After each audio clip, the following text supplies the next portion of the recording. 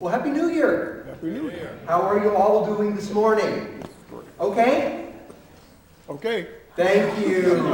That's one okay. Yeah, we appreciate what it took to get here to our service as we kick off the new year. How many of you have made or intend to make or wanted to make a New Year's resolution?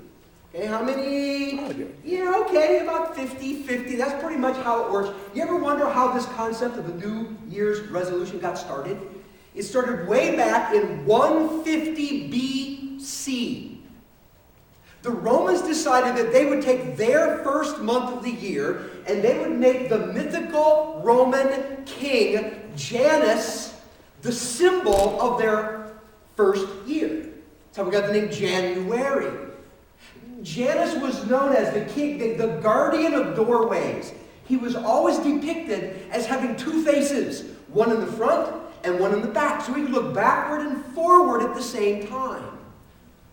And it symbolized going through the doorway of a new year, looking back at what was while looking forward to what could be.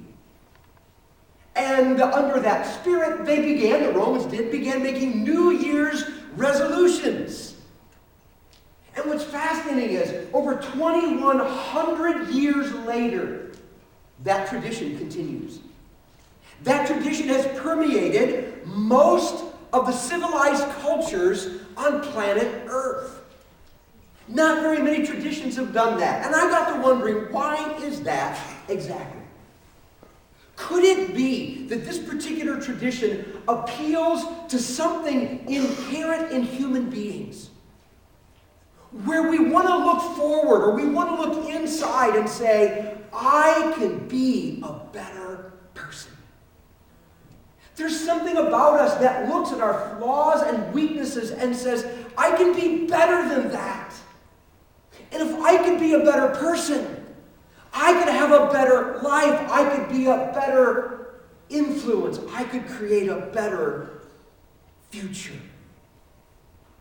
I think that's why we continue to make New Year's resolutions. And you know what's fascinating? When people are asked if you have new resolutions or not, of those that say no, the number one reason they give to not making New Year's resolutions goes like this. Why should I? Things will just go back to the old way anyway. And you know, they're right. Surveys have indicated that 92% of the people who make New Year's resolutions don't keep them. 45% give up on their New Year's resolution by the end of January. Almost 50% before 1 month is over. Why is that? Could it possibly be that the mere concept of New Year's resolution implies that making changes in our lives is actually an easy thing? I need to make a New Year's resolution. A simple decision backed up with a little bit of willpower and voila, a better life. Is it really that easy? Do we just need to tweak a few things in the superstructure of our lives? And when we do that, we just build a much more solid life? Is change really that easy? Consider the words of Jesus. On one occasion, Jesus said this. He said, therefore, everyone who hears these words of mine and puts them into practice is like a wise man who built his house on a rock. The rain came down, the streams rose, and the wind blew and beat against that house, yet it did not fall, because it had its foundation on the rock. But everyone who hears these words of mine and does not put them into practice is like a foolish man who built his house on the sand. The rain came down, the streams rose, and the winds blew and beat against that house, and it fell with a great crush. There's so much instruction in these few simple words of Jesus. But let's understand that Jesus was not talking about building a house in two different places. He was talking about building a house in a different way. He said, rather than building a house on the surface, where the soil is sandy and loose, instead you need to build a house where you dig down deep all the way to solid rock, and that's where you put the foundation in. Both houses were in a floodplain. Both were by the stream. Both got beat by the rains. They were in the same place. They were just built in a different way. And one of the things Jesus was communicating is when it comes to building a solid life, a substantial life, it's not enough to tweak things on the surface. We've got to dig down deep and work with the foundation. I think Jesus was saying something like this. It's not enough to have resolutions. If we really want to build a solid life, we need renovations. We need to dig down deep in our lives and build our lives from the foundation up under the direction of God's holy wisdom. What we want to do as we kick off the new year is we want to look at the most common resolutions made by people in American culture. But we want to go far beyond resolution. We're going to challenge each other to renovate. To take every one of these common areas where most of us believe we could be better people if only, and say, how can I dig down to the foundation of my life and build something solid under the direction of God? So our theme up here is one of renovation. And whenever there's renovation going on, there's always a mess. It's always a lot of hard work. It's difficult. It lasts longer than we want. But in the end, we are oh so satisfied with the result. So everybody ready to start renovating? We're going to start with one of the most common New Year's resolutions that people make. And that resolution is this. I'm going to get physically fit. We say that in a lot of different ways.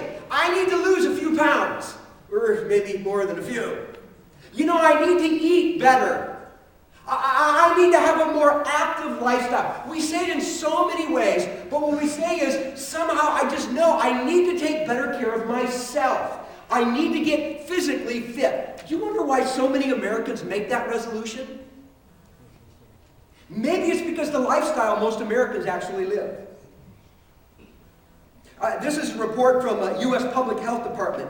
It says, being overweight and physically inactive now has a name. Sedentary death syndrome. Now that sounds scary. Oh no, I have sedentary death syndrome. 2.5 million Americans will die prematurely in the next 10 years. A number greater than all alcohol, gun, motor vehicle, illicit drug use, and sexual behavior-related deaths combined. Because of an inactive, out-of-shape, physically unfit lifestyle. 350,000 Americans will die for those reasons this year. In the next decade, it will add $3 trillion to healthcare expenditures. I found some other amazing stats about us Americans. There's $127 billion added to the National Healthcare Bill every single year because of weight-related conditions. 2/3 of Americans aged 20 and over are overweight or obese, some of them for conditions they cannot control. But many of them, the majority of them, for other reasons. This is fascinating. If you take the average amount that an overweight person is overweight, the average amount that an obese person is obese, in America that adds up to 7,326,000,000 extra pounds we carry around as a culture. It takes 23 trillion calories every year to maintain the excess weight that Americans carry around.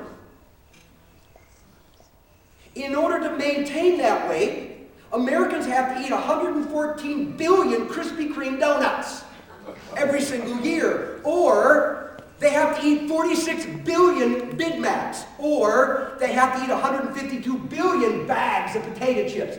That's just to maintain the extra weight that Americans carry.